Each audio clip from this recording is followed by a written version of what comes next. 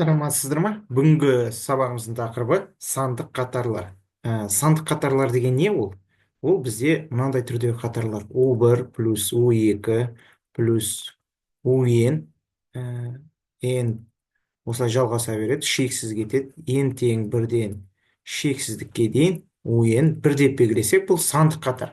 Бұл сандық қатар жинақты деп атаймыз. Егер де оның дербес қосындысы SN, дербес қосындысы SN дегеніміз ол U1 плюс U2 плюс UN осы дербес қосындысының шегі лимит ең шексіздікке ұмтылғанда SN шегі S санға тең болса, осы S сан қандай да бір санға тең болса, онда мына қатар жинақты деп аталады.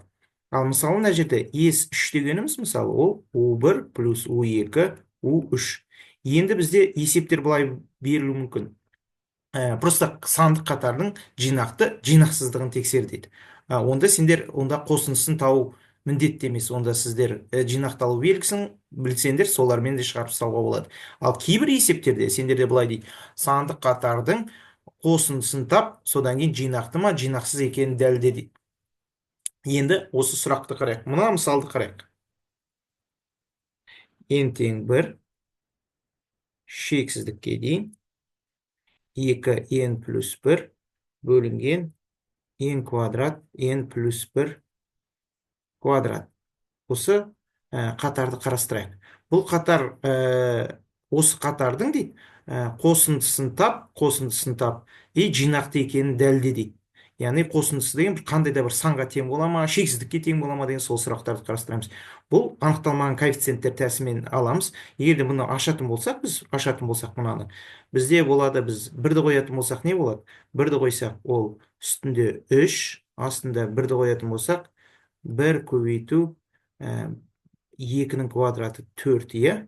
Плюс кетеді, 2-ні қоятын болсақ 5, мына жерде 4 көбейту 9, осылай кете береді. Осындай қатар плюс әрі қарай кете береді. Осының қосындысын тауып керек. Ол үшін біз анықталмаған коэффициенттер әдісін қолданамыз. Яғни біз дифференциалдық теңдеулерде, рационал бөлшектерде интегралдауда пайдаландық. N плюс 1-дің квадраты. Енді біз білеміз, бұнда біз былай жүктейміз: А бөлінген N, яғни квадрат болғандықтан b бөлінген n квадрат плюс біз бұны не істейміз? с бөлінген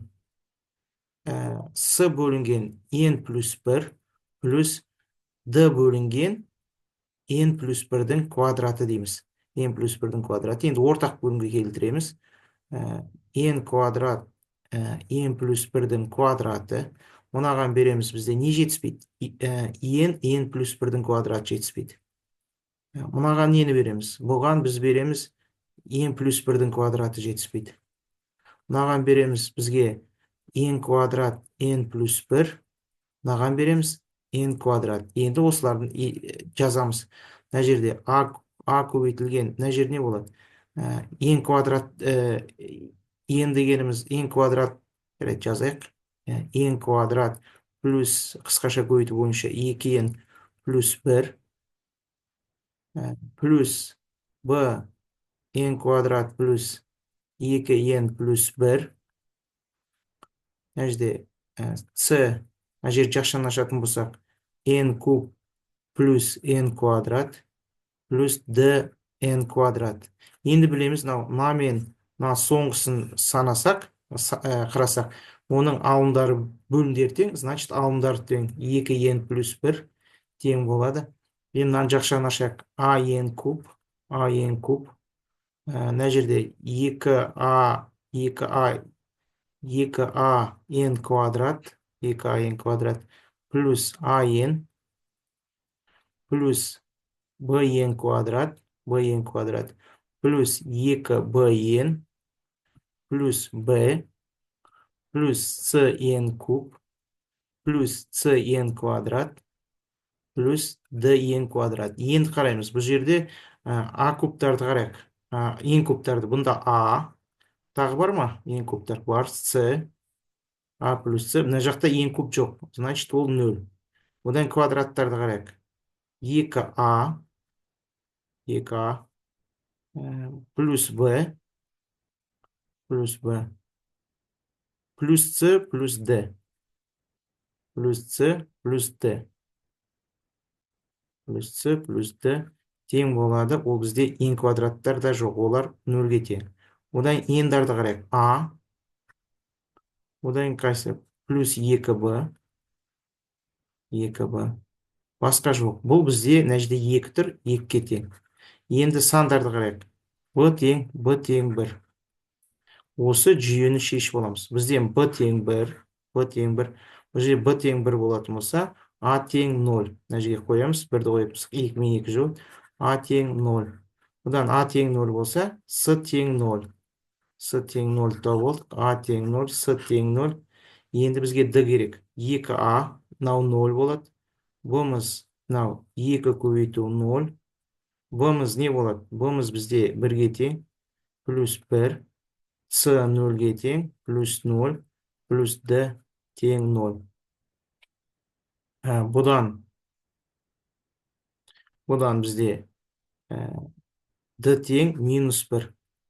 Бәрін тауып алдық. Сол кезде мынау қатарымыз 2n плюс 1 бөлінген n квадрат n плюс 1 квадратымыз былай жіктеледі екен. А дегеніміз ол 0 болды, мынау жоқ болып кетеді. Б дегеніміз ол 1-ге тең, 1-ге болса n квадрат, с-мыз 0-ге теңіз, д-мыз минус 1 бөлінген n плюс 1-дің квадраты. Енді қарайық, осы орындала ма екен? Действительно, қарайық. Орындалады, егер ортақ бөлімге келтіретін болсаңдар, ортақ бөлімге келтіресің. n квадрат n плюс 1-дің квадраты. Мынаған n плюс 1-дің квадратын береміз, мынаған n плюс 1-дің квадраты. n плюс 1-дің квадраты бұл n квадрат плюс 2n плюс 1. Әжде минус n квадрат. Мынау жойылады. Значит, мынау орындалады. Сол кезде бізде мынау он дегенді, давайте басқа цветпен алайық. он дегенді біз былай жазып алуға болады. он дегеніміз ол 1 бөлінген n квадрат минус 1 бөлінген n плюс 1-дің квадраты. Бұны есептеп алдық. Енді мынау жерде өшіре тұрайық.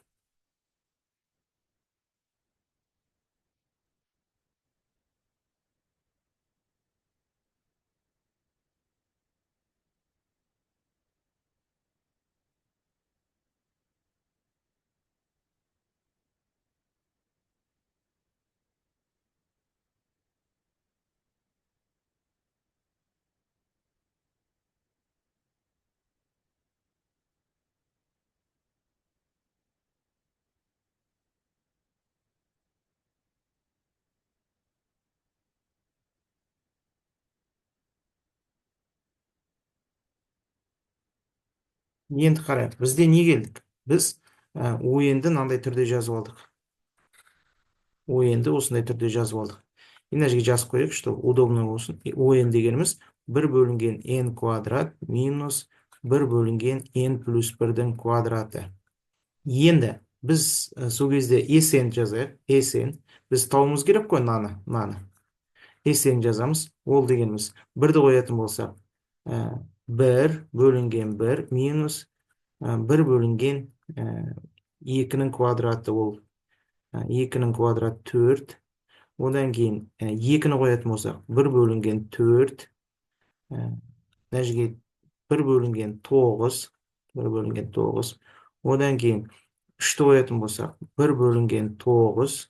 Мына жерде 3-ті қоятын 1 бөлінген 16. Осылай кете береді, плюс минус. Ең минус 1-ді қоятын болсақ, мына жерде n минус 1-ді қоятын болсақ, ол бізде болады плюс 1 бөлінген n минус 1-дің квадраты минус, мына жерге n минус 1-ді қоятын болсақ, n квадрат шығады. Одан соңғысы 1 бөлінген n квадрат минус 1 бөлінген n плюс 1-дің квадраты. Сол кезде мынау мен мынау соңғы жойылып отырады бәрі. Сол кезде бізде қалды, біріншісі қалады. Сол кезде бізде қалады 1 минус 1 бөлінген n плюс 1-дің квадраты. Біз sn дербес қосындысын тауып алдық. Осыдан шек аламыз. Лимит n шексіздікке ұмтылғанда, sn дегеніміз лимит n шексіздікке ұмтылғанда 1 минус 1 бөлінген n плюс 1-дің квадрат. Осыдан шек алатын болсақ, шексіздікті қоятын болсақ, 1 минус, мына жерде 1 бөлінген шексіздік шығады. 1 бөлінген шексіздік 0, сол кезде мынау 1-ге тең. Сол кезде мына сумма 1-ге тең екен, мынау қосынды. Сол кезде мына қатарымыз жинақты, бұның суммасы s тең 1 екен. Яғни, осылай сіздер тауып алуларыңызға болады. Енді тағы осыған бір мысал қарайық. Мысалы, осы сендер мынандай қатарды білесіңдер. Геометриялық прогрессия.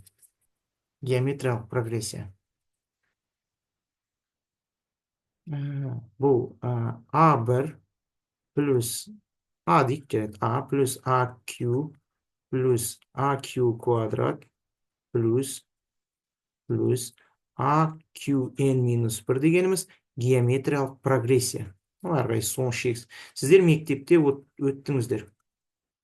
Геометриялық прогрессия. Геометриялық прогрессия. Енді білесіздер, егерде Q модуль бойынша кіші бірден болса, қатар жинақсыз.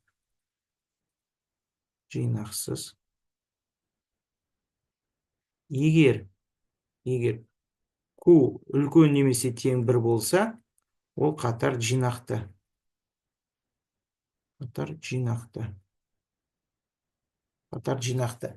Енді қарайық, егер қатар жинақты болса, Q үлкен, оның суммасы бізде мектепте білесіңдер B1 1 минус Q. Ал біздің жағдайда ол B1-дің орнында A болып тұр. A 1 минус Q болып тұр. Енді осыған байланысты бізде қатардың қосындысын тауып алуымызға болады. Енді мынандай есепті қарайық.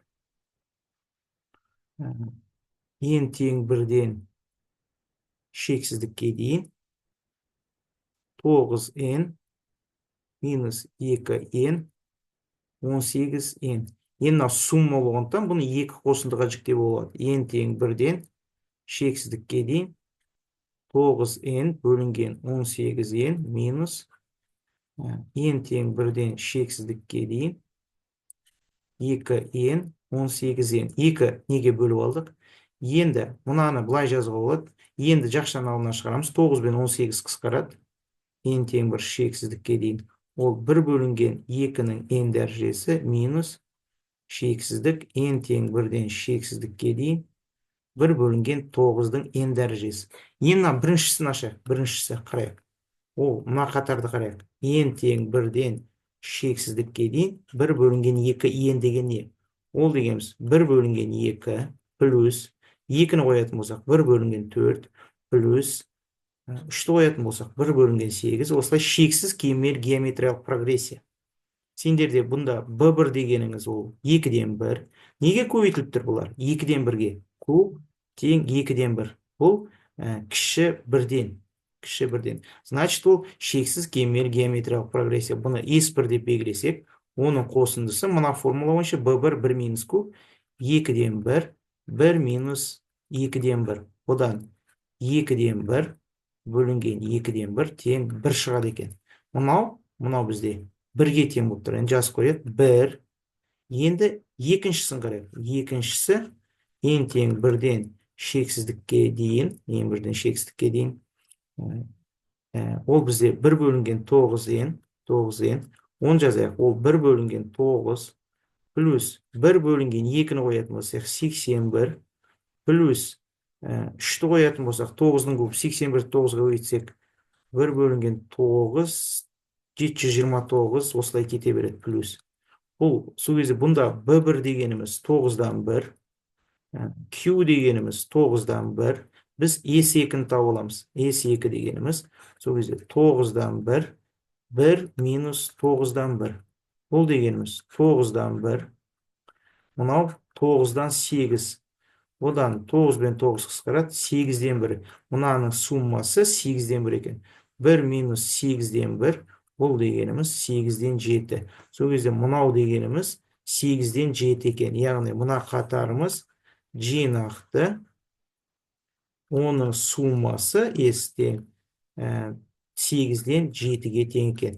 Яғни сіздер осы есептерде қатардың қосындысын тауып арқылы анықтамасына салып, осылай шығаруға боласыздар. Енді біз келесі есептерде қатардың жинақталу белгілеріне байланысты есептер шығарамыз. Давайте қарайық, келесі есептерді қарайық. Келесі бізде мынандай есеп қарайық. Екінші есеп дейік. N тең 1-ден шексіздікке дейін n факториал бөлінген n-нің n дәрежесі. Сендерде осы факториалмен байланысты, дәрежемен байланысты даламбер белгісі бар. Ол деген не? Даламбер белгісі, егер де мына қатар берілсе, n тең 1-ден шексіздікке дейін он қатар берілсе, онда лимит, он үлкен нөлден болу керек, оң мәнін қабылдау керек. Лимит n шексіздікке ұмтылғанда он плюс 1 бөлінген он тең q-ға тең болса, егер де q кіші 1-ден болса, қатар жинақты. Q үлкен 1-ден болса, жинақсыз. Егер де Q тең 1 болса, жинақты да болуы мүмкін, жинақсыз да болады. То есть даламбер белгісі жауап бермейді. Жинақты да болуы мүмкін, даламбер белгісі деп жазып қояйық. Даламбер белгісі. Енді давайте қарайық. Біз не істейміз? Біз аламызда бірінші он плюс 1 тауып аламыз. Он плюс 1 дегеніміз ол n плюс 1-дің факториалы бөлінген n плюс 1 көбейтілген n плюс 1. Енді бұны былай жазуға болады. n плюс 1 факториал деген не ол? n факториал көбейтілген n плюс 1. Енді n плюс 1 дәрежесі деген не? Ол n плюс 1-дің n дәрежесі көбейтілген n плюс 1 деп жазуға болады. Ал он дегеніміз, ол дегеніміз n факториал n-нің n дәрежесі. Енді біз не істейміз? Мына шекті табамыз. Лимит n шексіздікке ұмтылғанда формула бойынша он плюс 1 бөлінген un. Лимит n шексіздікке ұмтылғанда un плюс 1-ді жазамыз. Un плюс 1-іміз мынау.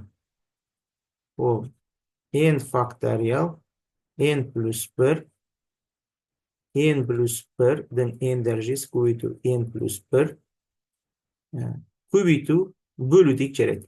n факториал бөлумен жазып отырмыз, n-нің n дәрежесі.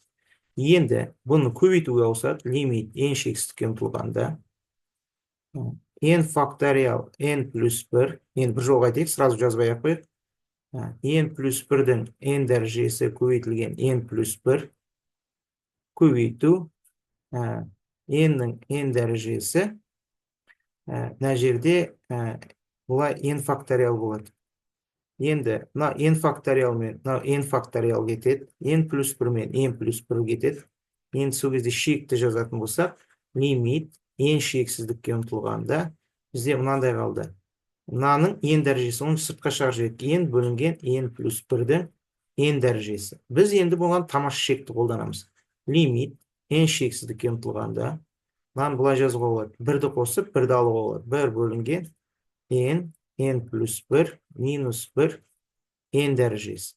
Лимит n шексіздікке ұмтылғанда 1 плюс, n плюс 1, енді n минус n минус 1-дің n дәрежесі. Лимит n шексіздікке ұмтылғанда 1 плюс n плюс 1, мынау мен мынау жойылады, минус 1, енді керісінше аламыз. Минус 1 бөлінген n плюс 1 көбейтілген минус 1 n плюс 1 көбейтілген n. А мынау бізде бұл ені береді. Сол кезде тең лимит n шексіздікке ұмтылғанда минус n плюс 1. Бізде білеміз, егер n шексіздікке ұмтылғанда мынаның дәрежелері бірдей тең. Оның алдында коэффициент анықтайды. Мына жерде минус 1, мына жерде 1. Сол кезде бұл e-нің минус 1 дәрежесі. E-нің минус 1 деген дәрежесі 1 бөлінген e. Бұл дегеніміз 1 бөлінген 2,17, 14. Яғни e дегеніміз. Ал бұл дегеніміз 1-де 2 бөлсек, бұл 0,5 бірдеме кетеді.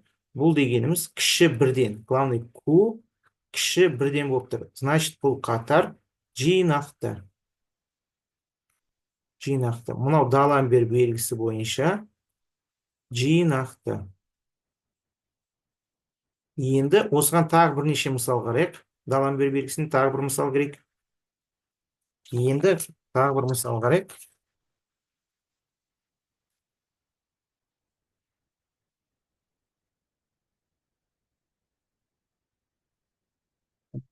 Мына мысалды қарайық. Біз n тең бірден шексіздікке дейін n-нің n дәрежесі n плюс 1-дің факториал. Қарайық, біз un деген өзі un плюс 1 тауып алайық. Un плюс 1 дегеніміз ол n плюс 1-дің n плюс 1 дәрежесі плюс n плюс 2-нің факториалы. Бұл дегеніміз бұны былай жазуға болады. n плюс 1 көбейтілген n көбейтілген n плюс 1. Мына жерде n плюс 1-дің факториалы көбейту n плюс 2 деп жазуға болады. Енді қараймыз. Лимит n шексіздікке ұмтылғанда формула бойынша un плюс 1 бөлінген un.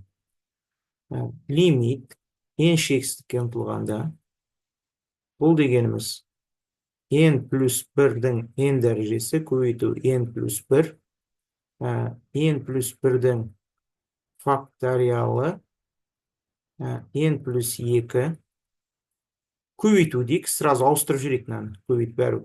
n плюс 1-дің факториалы бөлінген n-нің n дәрежесі. Енді қарайық, мынау n плюс 1 факториал мен n плюс 1 факториал кетеді. Лимит n шексіздікке ұмтылғанда бізде мынандай шықты. n плюс 1-дің n дәрежесі көбейтілген n плюс 1, n-нің n дәрежесі n плюс 2. Бұны біз екі шекке жазып алуымызға болады. Лимит n шексіздікке ұмтылғанда мынаны былай жазуға болады. n плюс 1 бөлінген n-нің n дәрежесі лимит n шексіздікке ұмтылғанда n плюс 1 бөлінген n плюс 2. То есть шектің қасиеті бойынша екі шекке. Мынау біз білеміз, n дәрі бірдей. Бұл бірге тең. Мынау шек бірге тең болады. Ал мынау тамаш шекке жазып аламыз. Лимит n шексіздікке ұмтылғанда мынаны жазуға болады. n-ға бөліп жесек 1 плюс 1 бөлінген n-нің n дәрежесі шығып тұр. Бұл e-ні береді. Мынау e, өзі тамаша шектің өзі шықты. А e дегеніміз 2,17, 14. Ол үлкен бірден. Значит, егер Даламбер белгісі бойынша, егер бірден үлкен болса, қатар жинақсыз. Қатар жинақсыз. Бірден үлкен ғой. Жаңағы алдыңғы қатарымыз жинақты болды. Мынау жинақсыз. Өйткені q үлкен бірден. Бұл кезде мынау жинақсыз. Жинақсыз деген бұның қосындысы шексіздікке тең деген сөз. Енді бұл қатардың біз Даламбер белгісін қарадық. Тағы да жинақталу белгілерін қарап шығайық. Келесі есепті қарайық. Келесі есеп. Бізде үшінші есебіміз, енді осы үшінші тақырыбымыз мына есеп. n тең 3-тен шексіздікке дейін n плюс 1-дің n квадрат дәрежесі көбейтілген n-нің n квадрат дәрежесі көбейтілген 3n. Енді бізде мынандай не бар? Даламбер белгісі, Кашидің радикалдық белгісі деген сөз. Ол un үлкен нөлден болу керек.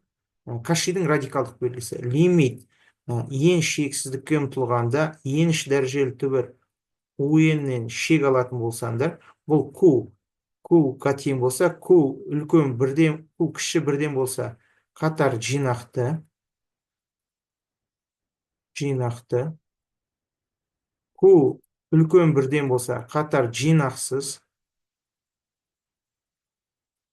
q тең бір болса жауап бермейді. Енді не істейміз? Осыдан біз аламыз да шек аламыз. Лимит ең шексіздікке ұмтылғанда ең дәрежелі түбір ойыннан аламыз. Шек лимит ең шексіздікке ұмтылғанда мынадан ең түбір аламыз. Ең плюс бірдің ең квадрат дәрежесі. Ең квадрат деген ол ең плюс бір. Осыдан квадратынан аламыз. Ең квадрат еннің ең квадрат дәрежесі көбейту 3n. Осыдан бір бөлінген n дәрежесін аламыз. Енді бір бөлінген n-ді алатын болсаңдар, мына n-мен квадраты кетеді. Лимит n шексіздікке ұмтылғанда, мына n-мен квадраты кетеді. Үстінде қалады. n плюс 1-дің, түбір деген сөз ғой. Бір бөлінген n деген, наған тең деген сөз. Бұл a десек, ол a-ның бір бөлінген n дәрежесі дейміз. Ол n плюс 1-дің n дәрежесі кетеді. Мынаның n дәрежесі көбейді, n-ның n дәрежесі қалады. Мына жерде 3-дің өзі қалады. 3-дің өзі. Бұл тұрақты санды алдына шығарып жібереміз. 3-тен 1. Бұны жазамыз. Лимит n шексіздікке ұмтылғанда n плюс 1 бөлінген n-ның n дәрежесі деп аламыз.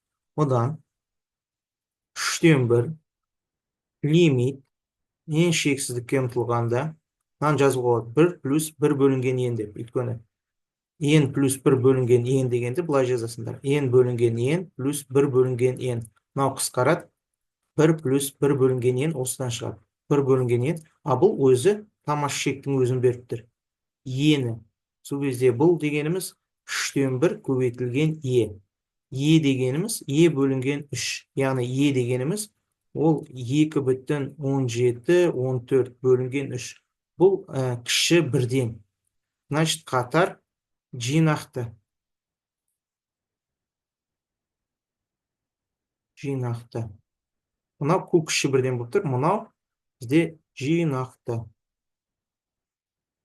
Давайте тағы бір мысал келтірейік осыған. Кашидің радикалдық белгісіне.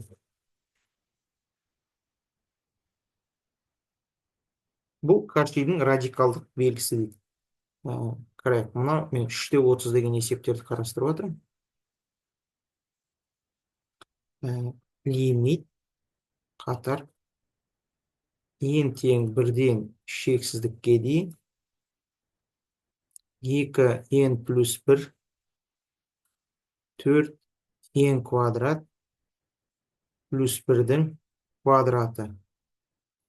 Бұның енді біз шегін аламыз. Лимит n шексіздікке ұмтылғанда, қате жазып қойдым, басқа есеп жазып қойдым. Басқа есеп жазып қойдық. Басқа есеп. Арк синус, өйткені Кашидің радикалдық белгісі бұл n дәрежемен байланысты болу керек. Мысалы, Даламбер факториал дәрежемен байланысты болса, бұнда сыртында n дәреже тұру керек. Сондайларға қолданамыз, яғни түріне байланысты қолданамыз. Мен мына қате жазып қойдым. Енді осыдан лимит n шексіздікке ұмтылғанда түбір асты un. Или немесе мынаны былай жазуға болады. Лимит n шексіздікке ұмтылғанда u-дің 1 бөлінген n дәрежесін қараймыз. Яғни лимит n шексіздікке ұмтылғанда мынау арк синус n плюс 3 бөлінген 2n плюс 5-дің n дәрежесінің сыртында көбейтеміз 1 бөлінген n-ға. Мынау мен мынау қысқарады.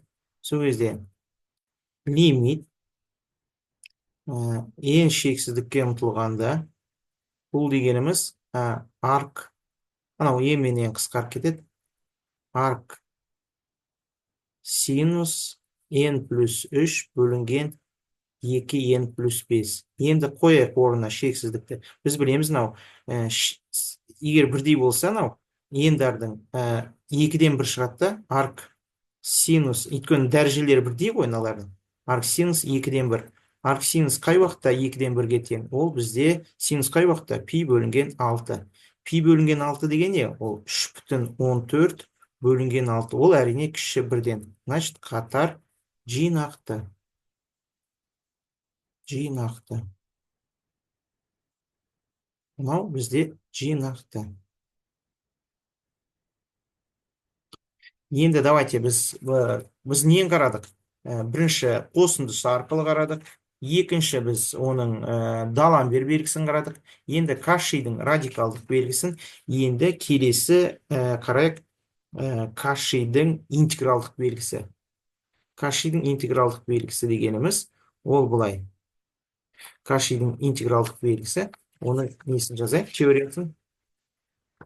Кашидің радикалдық белгісі. Ол былай дейді. Мысалы, мынау қатар берілсе, соған біз мынандай не қоямыз? Меншіксіз интеграл. Меншіксіз интеграл f от x dx. Жаңағы қатарымызға, жаңағы ізделінді қатар бар ғой. Мынаны n тең бірден шексіздікке дейін, мысалы, an деген қатар берілсе, осы қатарға осындай интеграл қоямыз. Егер мына интеграл жинақсыз болса, мынау да жинақсыз. Егер мынау жинақты болса, мынау да жинақты. Бұл жерде біз көбінесе нелерді қолданамыз. Бізде ненің белгісі деген бар. Арнайы қатарлар бар. Соны байланысты солармен шығарамыз. Давайте мына мысалды қарайық. N тең бірден шексіздікке дейін n 2n квадрат. Осы қатарды Кашидің, жазып қойып, Кашидің интегралдық белгісі. Кашидің интегралдық белгісі.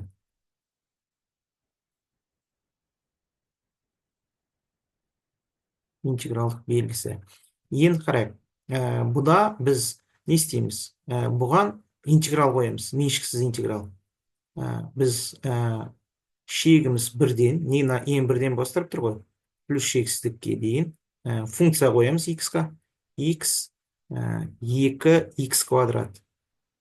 2x квадрат dx. Егер де осы меншіксіз интегралымыз жинақты болса, мынау да жинақты. Егер мынау жинақсыз болса, мынау да жинақсыз. Бұдан шек табамыз. Бұны білеміз. Лимит а ұмтылады плюс шексіздікке деп аламыз.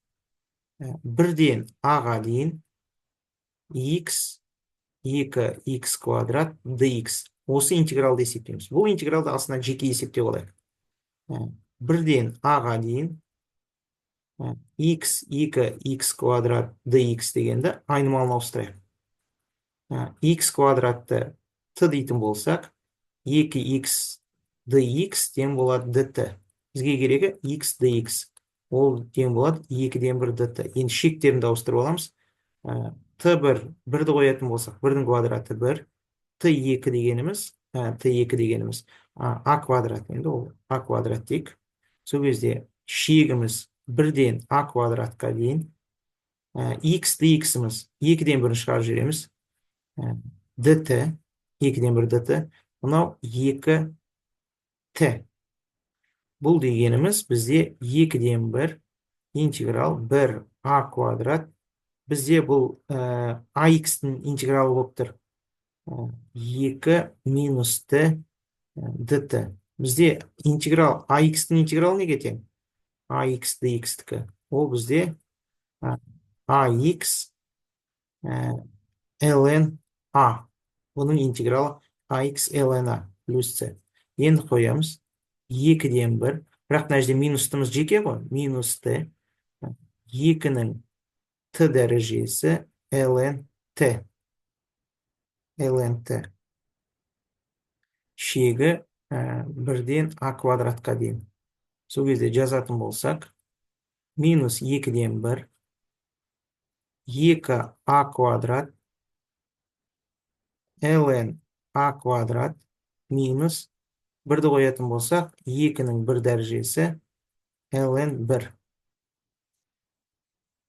Енді ln 1.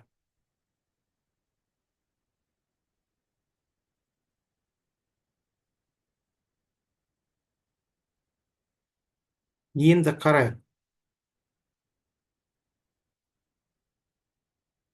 Сол кезде бізде бірді қойдық. Мына жерге шекті. ln1 дегеніміз 0. Астына қоюға болмайды. Біз немеден шатасып кеттік. Шегін алғанда дұрыс па? 2-ден 1 x dx.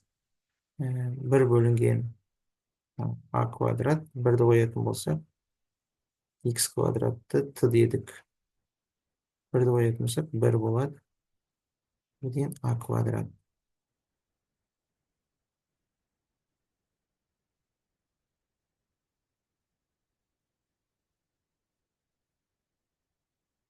Бізде мынаны пайдалануға болады ғой.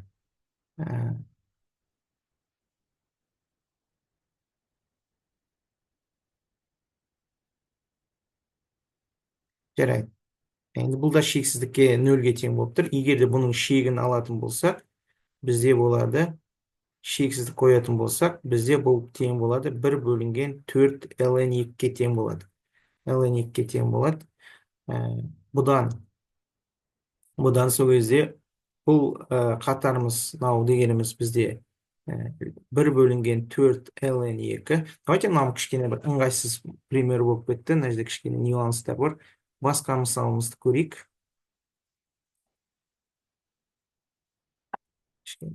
Нюанстар болып кетті. Шегі, интегралымыз шегі тауылмай қалды, анықталмақ. Өйткені басында 2 деп берілу керек еді, содан шатасып кеттік.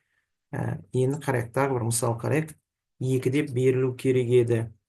Мына интегралды қарайық.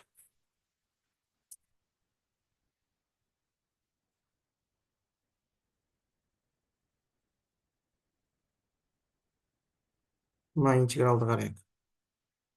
Жаңағы шегінде бізде 2-ден басталу керек еді, бізде 2-ден басталмай қалды. Берілгені қате болды да, содан шатасып кеттік. N тең 1-ден шексіздікке дейін. Мына мысалды қарайық. 2 плюс n 4 плюс n квадрат минус n. Яғни осыған функция қоямыз, интеграл. 1-ден шексіздікке дейін. 1-ден шексіздікке дейін. 2 плюс x 4 плюс x квадрат минус x. Егер де мұна интеграл жинақты болса, меншіксіз, мұнау да жинақты. Егер мұнау жинақсыз болса, мұнау да жинақсыз. Енді осы интегралды шешейік астына. Енді бұны жазамыз. Лимит a ұмтылады шексіздікке 1-ден a-ға дейін 2 плюс x квадрат минус x плюс 4 dx. Осы шегін табуымыз керек. Мынаны әрі теңестіреміз. Мына жерге интегралды жеке жазып алайық. 1-ден a-ға дейін. Енді біз мынаны түбірлері оларды көбейтсек 4. Біз туындысын алайық. Мынаны туындысына келтірейік. Біз әйтпесе таба алмаймыз. Рационал бөлшектер жіктеле ме? Оларды көбейтсек 4. Мынаның түбірі табыла ма? X квадрат минус x плюс 4 тең 0 десек, мынаны табыла ма екен? 1 минус 4 көбейту 4 табылмайды. Сондықтан да бұны басқаша жіктеуіміз керек. Бұны біз былай істейік. Бұнан туындысы келтіретіндегі, мынаған туындысы 2x минус 1. Значит, мынаған 2-ні көбейту 2-ні берейік.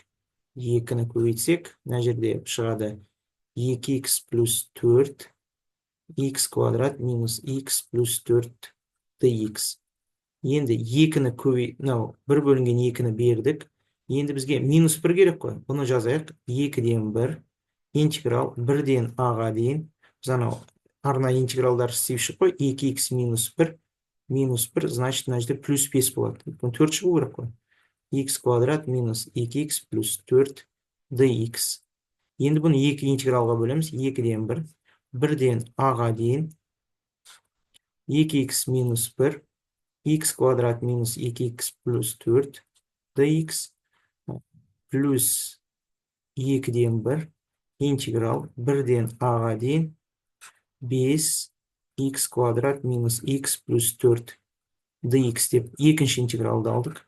Мұна бірінші интегралды айнымалыны ауыстырамыз. 2-ден 1 интеграл x квадрат минус x плюс 4-ті t дейміз. Оның туындысы 2x минус 1 dx тең болады dt.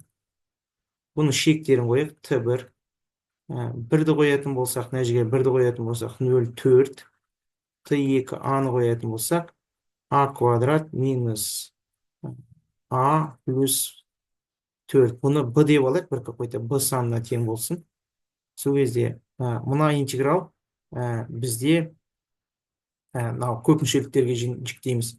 2-ден 1, 1-ден а-ға дейін. Бұны былай жіктеу болады 5 х квадрат минус 2 көбейту 2-ден 1 х, 2-ден 1 х плюс 4-ден 1, яғни 4-ден 1 болып, минус 4-ден 1 плюс 4 деп шығаруға болады. dx тең. Мына интегралдар қиын болып кетті. Мынау дегеніміз сол кезде 2-ден 1 интеграл 4-ден b-ға дейін, 4-ден b-ға дейін, 4-ден b-ға дейін. Бұл түсті dt бөлінген t, плюс 5 бөлінген 2. Мынау интеграл 1-ден а-ға дейін. Мына жерде dx, мына жерде x минус 2-ден 1-дің квадраты плюс мына жерде 4 ортақ бөлініп келетін болсақ, 4, 15. 4-тен 15. Мынау арктангенстің туындысын несін береді. Мына жерге жалғастыра берейік. Жасылмен жалғастырайық. Қызылмен жалғастырайық. Мынаны өшіріп, мына жерде қызылмен жалғастырайық. Мына жердегі мәніміз. Мынау дегеніміз 2-ден 1 ln-t, шегіміз 4-тен b-ға дейін. А мынауымыз интегралымыз. Бізде бұл интеграл 1 бөлінген а, шатаспасақ, давайте қарайық. Интеграл. Біз кітаптан қарап жүрейік. Интеграл неге тең екен?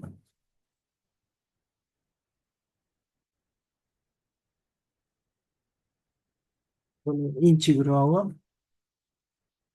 Мынандай интеграл бар.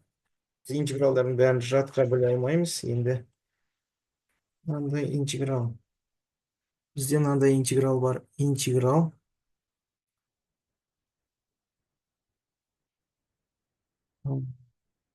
Ол арктангенс екен ғой, арктангенсті береді екен.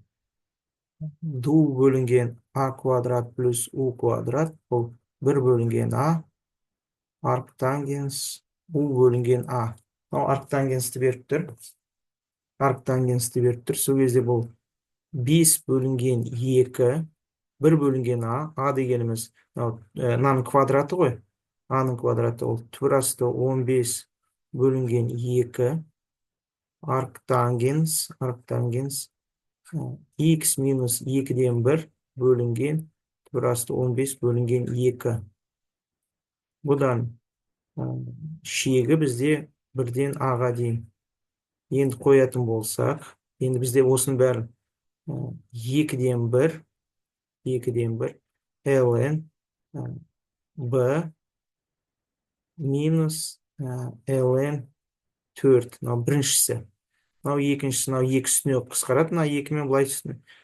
Плюс 5 бөлінген 2 15. Мынау 2, мынаны жазып алайық. Арктангенс. Мынау 2 ортақ бөлімге келтірсек, 2х минус 1, 2 мен 2 қысқарады, 2 1-ден а-ға дейін. Сол кезде мынау 2-ден 1-ді көбейтетін болсақ, мынау 2-ден 1 ln b, мынау 2-ден 1 көбейтіледі, ол дәрежесіне шығады, минус ln 2, мынау ln 2, жаңағында ln 2-де содан шығады, плюс, енді мына жерге жазайық, кішкене өшіруге тура келеді. Мына жерге өшірейік.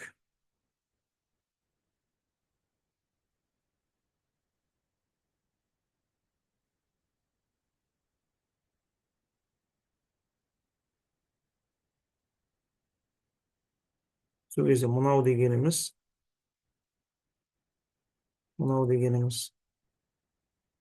өртте өшірейік.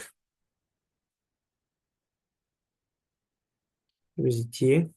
Мынау, мына жерде плюс, мынау аны қоямыз. 5 турасты 15. Арктангенс 2а минус 1 бөлінген турасты 15. Қиын мысал екен. Минус 1-ді қоятын болсақ, арктангенс 1 бөлінген турасты 15 екен. Енді біз мынадан шек аламыз. Мұнаны қарап отырмыз ғой, бұл. Осыдан мына шекті аламыз, мына жерге келеміз. Мына интеграл дегеніміз, мынау дегеніміз мынаған тең болып тұр. Мынадан басталып, сол кезде бұны шек алатын болсақ, лимит а ұмтылады шексіздікке. 2-ден 1, мынаны жазамыз, өйткені біз мына интегралымыз ол тең. 2-ден 1 ln b дегеніміз а-ға байланысты а квадрат минус а плюс 1 ма, плюс 4 па, сондай, ол не важно, қатты әсер етпейді. Минус ln 2 плюс 5 турасты 15 арктангенс 2а минус 1 турасты 15 минус арктангенс 1 бөлінген турасты 15. Бұдан қоятымыз ln шексіздік, мынауымыз шексіздік бұл кетеді, қалған не важно. Мынау шексіздікке тең. Значит, мынау шексіздікке тең. Мынау жинақсыз. Онда мынау да жинақсыз. Енді біз бұл Кашидің интегралдық белгісін қарастырдық. Енді мынау кішкене қиындау пример болып кетті. Давайте тағы бір пример қарайық. Мысалы, мына интегралды қарайық. Енді бұл қиын болмайды деп ойлаймыз. Шексіздікке дейін. Просто интеграл қиын болып кетті. 5 плюс n 25 плюс n квадрат. Мұнаны қарайық. Оған интеграл қоямыз сәйкесінше. Бірден шексіздікке дейін 5 плюс x 25 плюс x квадрат dx. Бұл интеграл шешу керек. Бұны жазамыз. Лимит а ұмтылады шексіздікке бірден а-ға дейін 5 плюс x 25 плюс x квадрат dx. Бұна интеграл шығаруларыңыз керек. Біз енді бұл да ұзақ болатын түрі бар, жарайды, осымен қалдырайық. Келесі бөлімге келтірейік. Жеңіл примерлер кездесер, соларды шығаруға тырысайық. Енді қарайық. Мынау келесі есеп мынандай қатар.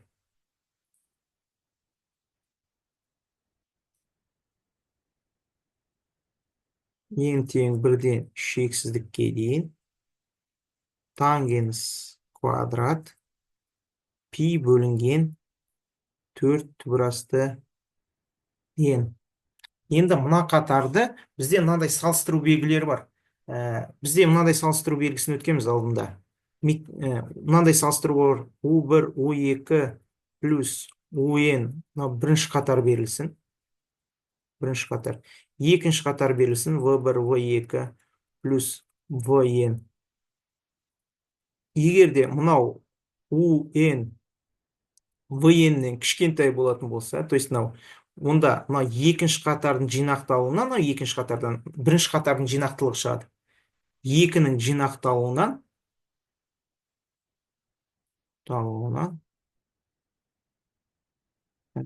мынау бірде жинақты болады. То есть үлкен жинақты болса, кішісі де жинақты. А егерде бір жинақсыз болса,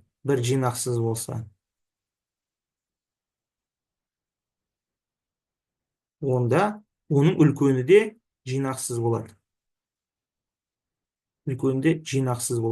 Осындай неміз бар. Енді осымен қатар, мынандай не бар? Қатардың жинақталу белгісі бар.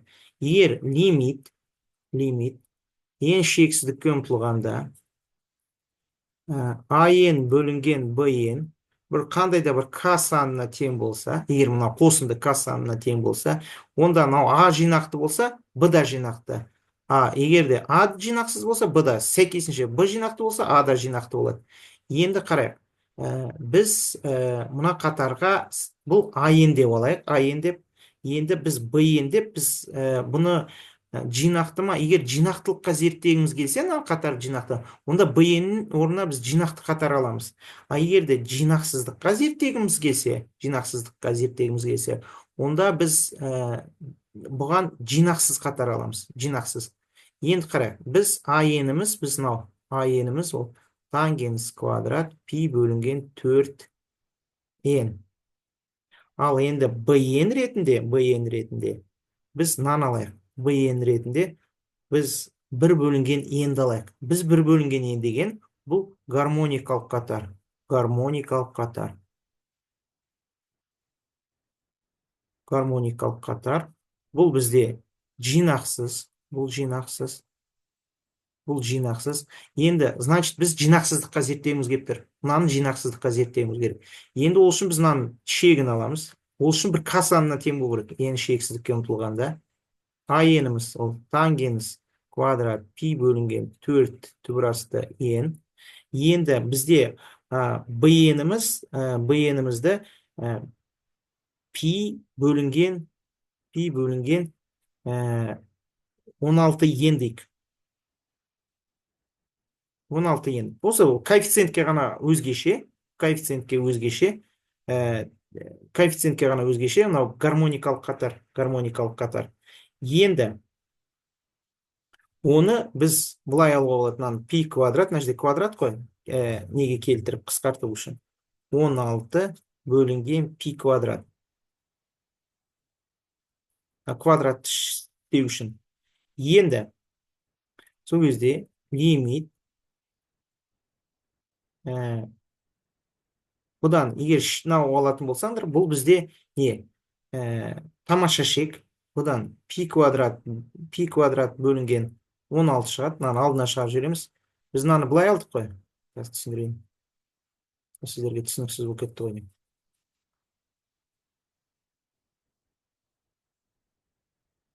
Түсініксіз болып кетті ғой. Бұны қарай.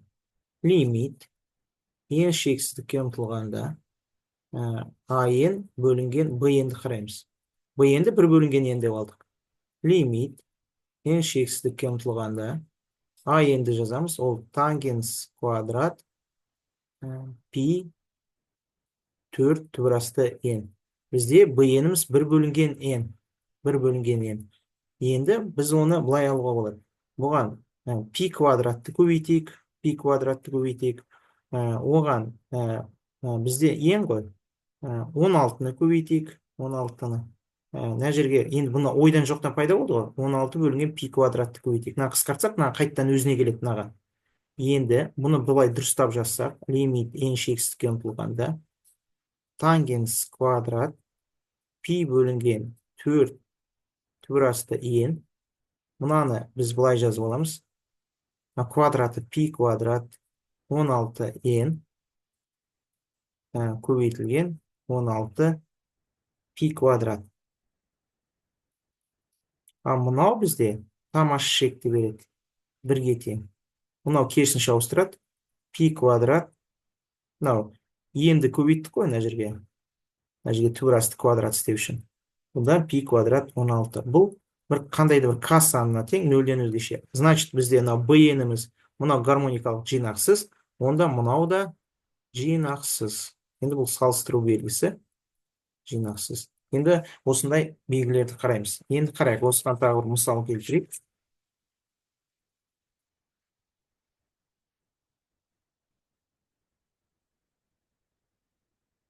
Бізде мынандай нәрсе бар. 5-те 29 есепті қарайық. N тең 1-ден шексіздікке дейін 1 бөлінген 5n квадрат плюс 3. Біз бұны Дирихлей қатары деген бар. Дирихлей қатары n тең 1-ден шексіздікке дейін 1 бөлінген n-нің альфа дәрежесі. Мынау Дирихлей қатары.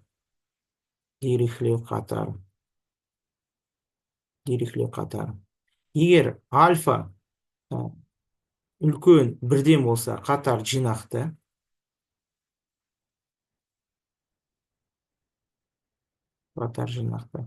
Альфа тең 1 болса, гармоникалық қатар болады.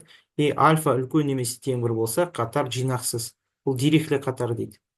Жинақсыз. Егер де альфа бірге тең болса, ол бізде гармоникалық қатар болады. Мынау коэффициенттер ештеңе әсер етпейді. Сол кезде бұл дирихле қатар. Мынау альфамыз неге тең болып тұр? Альфамыз, значит, квадрат альфа тең 2. Значит, бұл дирихле қатар, қатар жинақты. Енді дәлелдейік жинақты. Бұны біз Кашидің интегралдық белгісімен жинақтау болады. Мына қатарға біз не қоямыз? Қатар қоямыз. Шексіздікке интеграл қоямыз. 1 dx 5x квадрат плюс 3. Бұл дегеніміз, бұл мынаны жазуға болады. 5-тен 1-ді алдына шығарып жіберейік. 5-тен 1. 1-ден шексіздікке дейін dx, бұл дегеніміз x квадрат плюс 3 бөлінген 5. Бұны былай алуға болады. 5-тен 1 лимит а ұмтылады шексіздікке 1-ден а-ға дейін dx, мынаны x квадрат плюс түбірасты 3 бөлінген түбірасты 5-тің квадраты. Бұл арктангенсті беріледі, мынандай интеграл бар. dx сіздер білесіздер, а квадрат плюс x квадрат дегеніміз, ол 1 бөлінген а, арктангенс x бөлінген а. Осы формуланы пайдаланамыз. Бұл 5-тен 1 лимит а ұмтылады шексіздікке. Мына интегралымыз ол болады 1 бөлінген түбірасты 3 бөлінген түбірасты 5 арктангенс x бөлінген түбірасты 3 бөлінген түбірасты 5 плюс шегі бізде 1-ден а-ға дейін тең. Мынау тұрақты санды алдына шығарып жіберуге болады. Мынау түбірасты 5 үстіне кетеді, түбірасты 5. Мынау 5 пен түбірасты 3, 5 түбірасты 3. Шектің алдына шығарып жібердік. Лимит а ұмтылады шексіздікке. Мынау арктангенс түбірасты 5x бөлінген түбірасты 3 1-ден а-ға дейін. Енді қоямыз. Түбірасты 5, 5 түбірасты 3 қоямыз. Лимит а ұмтылады шексіздікке. Мына жерде арктангенс түбірасты 5а бөлінген түбірасты 3 минус формула бойынша арктангенс 1-ді қоятын болсақ, түбірасты 3 бөлінген түбірасты 5 бөлінген түбірасты 3. Бұдан түбірасты 5 түбірасты 3 аның ойынына қоятын болсақ, бұл шексіздік, арктангенс шексіздік минус арктангенс түбірасты 5 түбірасты 3. Бұл дегеніміз, арктангенс қай уақытта шексіздікке тең болады? Ол пи бөлінген 2-де түбірасты 5. Қай уақытта анықталмайды ғой? Түбірасты 3. Мынау пи бөлінген 2 минус арктангенс түбірасты 5 түбірасты 3. Ал бұл қандай да бір сан, яғни жинақты. Значит, мынауымыз да жинақты.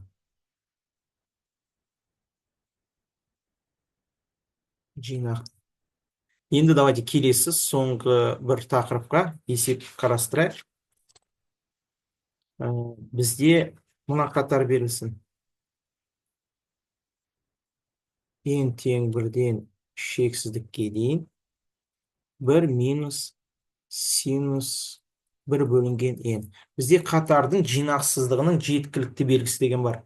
Ол лимит n шексіздікке ұмтылғанда он 0-ден өзгеше болса, яғни бір қандай да бір а-ға тең болса, ол 0-ден өзгеше болса, қатар жинақсыз. Бұл қатардың жинақсыздығының жеткілікті белгісі. Сол бойынша шегін қарайық. Лимит n шексіздікке ұмтылғанда а ендік, у ендік бәрібір лимит n шексіздікке ұмтылғанда 1 минус синус 1 бөлінген n. Осының шегін қарайық. Лимит n шексіздікке ұмтылғанда 1 минус сан бөлінген шексіздік 0. Синус 1 бөлінген шексіздік лимит ең шексіздікке ұмтылғанда, мынау сан бөлінген шексіздік 0, 1 минус синус 0, ол синус нөліміз синус нөліміз ол нөлге тең, бұдан 1-ге тең, бұл нөлден өзгеше, значит, мына қатар жинақсыз. Жинақты. Жинақсыз. Егер нөлден өзгеше болса, жинақсыз. Енді осыған бір мысал қарайық. Мына есеп ол неге арналған? Яғни бұл қатардың жинақталуының жинақсыздығының жеткілікті белгісі. Енді қараңдар, сол кезде бүгін біз қатардың жинақталу белгілерінің анықтама бойынша шығаруын өттік. Одан кейін Даламбер белгісін өттік, Каши белгісін өттік, Кашидің интегралдық белгісін өттік, салыстыру белгілерін өттік. Осы сияқты мәселелерді қарастырдық. Келесі сабақта осы тақырыбымызды әрі қарай жалғастырамыз.